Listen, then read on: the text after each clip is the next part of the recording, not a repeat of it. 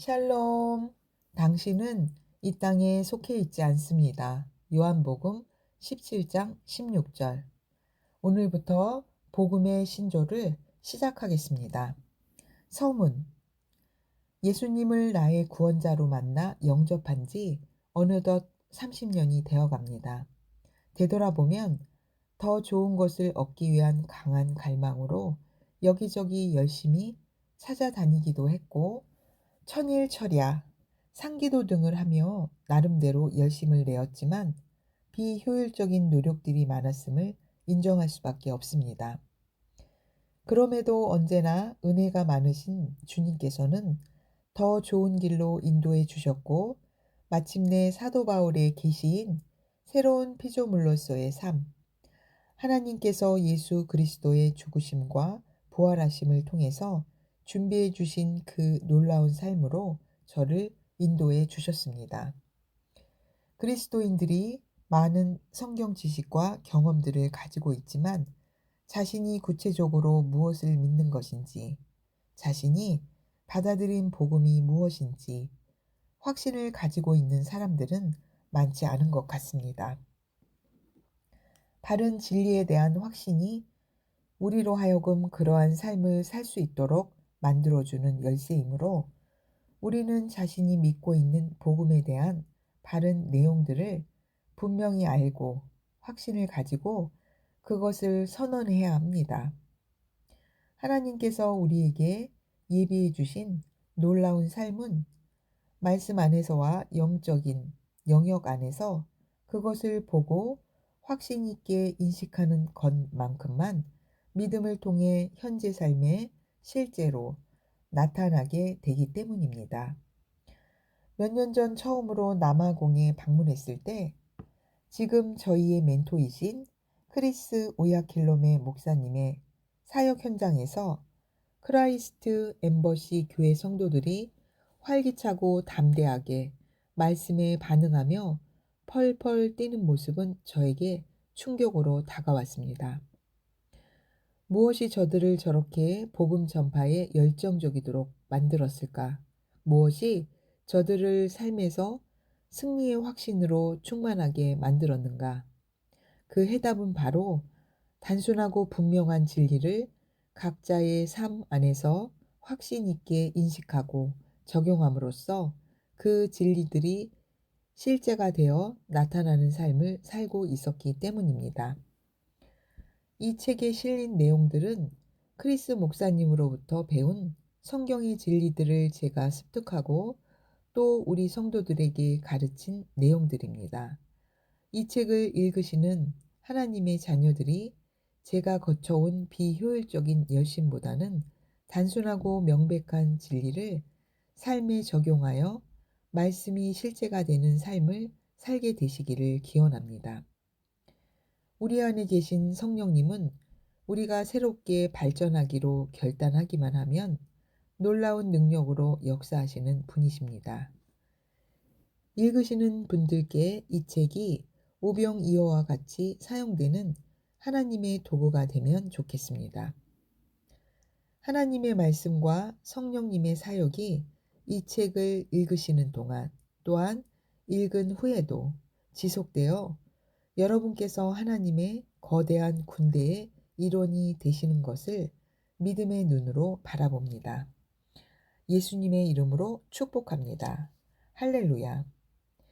세상이 감당할 수 없는 하나님의 거대한 군대의 행진을 바라보며 2011년 10월 18일 채순회 복음의 신조 목차를 알아보겠습니다. 서문 들어가는 말 복음의 신조란 제1장 영생은 나의 것입니다. 제2장 의는 나의 것입니다. 제3장 죄의 제거는 나의 것입니다. 제4장 구원은 나의 것입니다. 제5장 치유와 건강은 나의 것입니다. 제6장 화평은 나의 것입니다. 제7장 형통은 나의 것입니다. 제8장 나는 시온의 백성입니다. 부록 고백기도문 나는 그리스도 안에 있는 내가 누구인지 압니다. 나는 상황을 바꾸는 자입니다. 로 구성되어 있습니다. 오늘은 첫 번째 시간입니다. 들어가는 말, 복음의 신조란. 그리스도인으로서 신앙생활을 하다 보면 많은 말씀과 가르침을 접하게 됩니다. 그러나 그 중에는 성경에서 말하는 바와 일치하지 않는 것도 있고 교회 안에서 답습해온 전통에 지나지 않는 것도 있습니다. 또는 그 근원을 따져보지 않고 단지 눈에 보이는 현상이나 경험만을 근거로 하여 진리로 받아들이는 것도 있습니다. 그러나 우리는 이런 것들이 아니라 오직 하나님의 말씀을 믿음의 근거로 삼아야 합니다. 나아가 성경 말씀이라 하더라도 새 언약에 속한 새로운 피조물의 관점에서 해석하고 이해해야 합니다.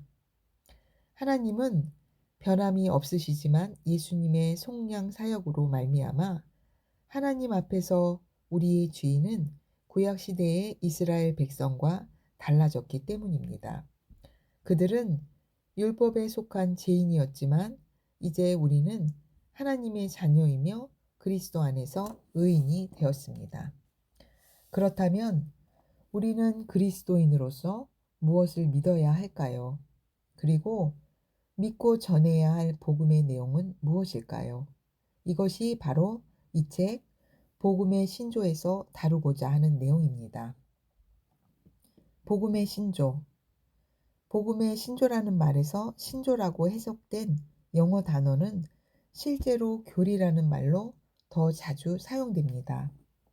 교리가 무엇입니까? 교리란 참이라고 믿게 하는 가르침이나 원리 또는 신념이나 사고의 중요한 부분을 형성하는 가르침이나 원리입니다. 결국 복음의 신조, 즉 복음의 교리란 우리가 복음의 가장 기본적인 가르침이나 원리로서 믿는 것이라 하겠습니다. 누가복음 1장 1절에서 4절. 우리 가운데에서 가장 확실히 믿게 되었던 일들의 실상에 관하여 정연하게 기록하려고 손을 댄 사람이 많았으니 처음부터 말씀의 목격자들과 사역자들이었던 사람들이 우리에게 전해준 것처럼 시초부터 모든 일을 정확하게 알고 있는 나도 데오빌로 카카에게 정연하게 써 보내는 것이 좋을 것 같았노라. 이는 각하가 배우신 것들이 확실함을 알게 하려 함이라. 위의 구절에서 누가는 데오빌로에게 누가복음을 쓴 목적을 밝히고 있습니다. 자신이 확실히 믿게 된 일들을 각하도 이미 배운 줄은 알지만 그것이 참으로 확실함을 알게 하려고 정리하여 이 글을 쓴다는 것입니다. 즉 자신이 가진 확신을 상대방에게도 동일하게 심어주려는 것입니다. 우리가 어떤 지식이나 정보나 계시를 갖고 있다 하더라도 중요한 것은 그에 대한 확고함입니다. 확고함의 정도에 따라 각자의 삶에서 그것을 실제로 경험하는 수준은 달라질 것입니다.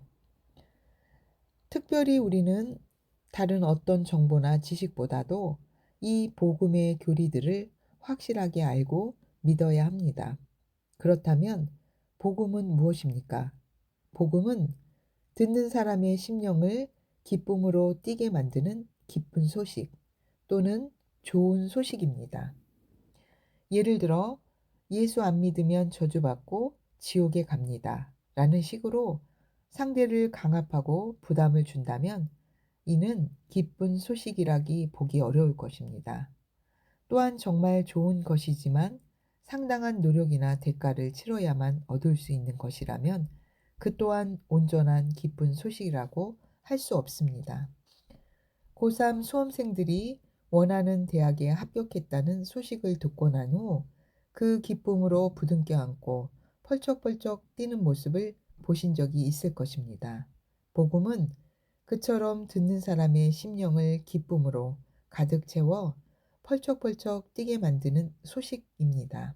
그렇다면 어떤 내용의 복음이 우리의 영을 기뻐 뛰게 만들어 줄까요? 예수 그리스도의 복음에는 하나님께서 인간을 위해 예수 그리스도 안에서 예수 그리스도를 통하여 예수 그리스도에 의하여 이루신 일에 관한 전체적인 메시지가 반드시 담겨 있어야 합니다. 로마서 1장 16절. 내가 복음을 부끄러워하지 아니하노니 이 복음은 모든 믿는 자에게 구원을 주시는 하나님의 능력이 됨이라. 복음은 모든 믿는 자를 구원에 이르게 하는 메시지입니다. 여기에서 구원이란 단지 영혼의 구원뿐만 아니라 인간이 가진 모든 문제로부터의 총체적인 구원을 말합니다. 불신자가 이 복음을 듣고 받아들이면 그의 영혼이 구원받아 천국에 가는 것은 물론 이 땅에 사는 동안 직면하는 모든 문제에 대한 완벽한 해답을 얻게 됩니다. 그렇기 때문에 우리가 전하는 복음이 진짜 기쁜 소식인 것입니다. 너희가 내 말에 거하면 참으로 내 제자가 되고 진리를 알지니 진리가 너희를 자유롭게 하리라. 요한복음 8장 31절에서 32절. 진리는 우리를 자유롭게 합니다. 다시 말해 하나님께서 우리를 위해서 예수 그리스도를 통해 하신 모든 일에 관한 진리로 인하여 우리는 참된 자유를 얻게 됩니다. 이 복음은 우리로 하여금 모든 어두움과 속박으로부터 자유롭게 하고 나아가 인생의 범위를 규정하는 모든 종류의 한계로부터 자유롭게 함으로써 우리를 더 높은 차원의 삶으로 인도합니다. 그리스도의 온전한 복음이 계시될 때 우리는 이전에는 상상조차 할 수 없었던 진정과 상승을 끊임없이 경험하게 됩니다. 하나님의 큰 그림. 하나님은 처음부터 인간이 정복하고 다스리는 삶을 살도록 계획하셨습니다. 우주 만물을 완벽하게 창조하시고 마지막 날에 인간을 만드신 후에 하나님께서는 그들에게 복을 주시며 생육하고 번성하여 땅에 충만하라, 땅을 정복하라, 바다의 물고기와 하늘의 새와 땅에 움직이는 모든 생물을 다스리라 라고 말씀하셨습니다. 창세기 1장 28절. 하나님은 자신의 형상을 따라 인간을 만드시고 그들에게 우주 만물을 다스리는 모든 권세를 주셨습니다.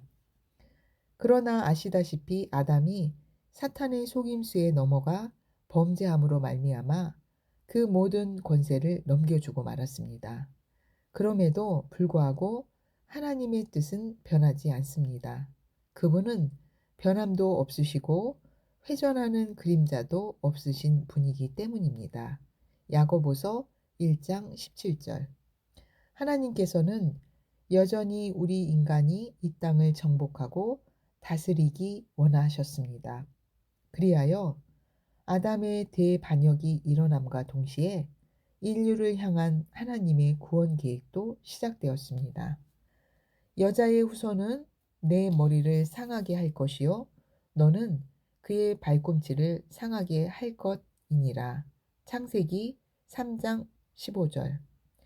하나님의 이 예언적 선언이 있던 후부터 구약의 모든 역사는 장차 하나님께서 메시아를 통해 이루실 속량 사역을 향해 달려갑니다. 그리고 마침내 예수께서 이 땅에 오셨습니다. 그분은 공생애 동안 하나님의 뜻과 성품을 몸소 나타내신 후 십자가에 죽으시고 장사되시고 부활하심으로 말미암아 인류를 위한 속량 사역을 완수하시고 아담이 마귀에게 빼앗겼던 모든 권세를 되찾아 오셨습니다. 하나님의 계획은 단지 인간의 죄 문제를 해결하고 용서하시는 수준이 아니라 태초에 인류에게 주셨던 정복하고 다스리라 라는 명령을 능히 완수할 수 있도록 우리에게 완전한 회복과 완벽한 새 생명을 주시는 것이었습니다. 하나님의 회복은 결코 이전보다 못하지 않고 항상 더 나은 것입니다. 거듭나서 새로운 피조물이 된 우리는 아담이 가졌던 것보다 더 좋은 생명을 받았습니다. 그리고 우리는 그 생명을 가지고 정복하고 다스리며 이 땅에 하나님의 복음을 전파하고 그분의 왕국을 확장하는 사명을 받았습니다. 결론적으로 복음의 신조는 새 언약의 교리로부터 온 중요한 요소들로서 복음의 핵심이라고 할 수 있습니다. 이는 약속이 아니라 실제에 대한 진술입니다. 약속은 앞으로 할 일, 장차 일어날 일에 대한 것입니다. 즉, 미래의 어느 때에 어디에서 누구와 만나자고 정하면 우리는 그것을 두고 약속했다 라고 말합니다. 그러나 그리스도 안에 있는 약속은 이미 이루어진 것입니다. 하나님께서는 이미 그 약속에 대해 하셔야 할 모든 일을 하셨고 우리는 다만 그것을 알고 내 것으로 취하기만 하면 됩니다.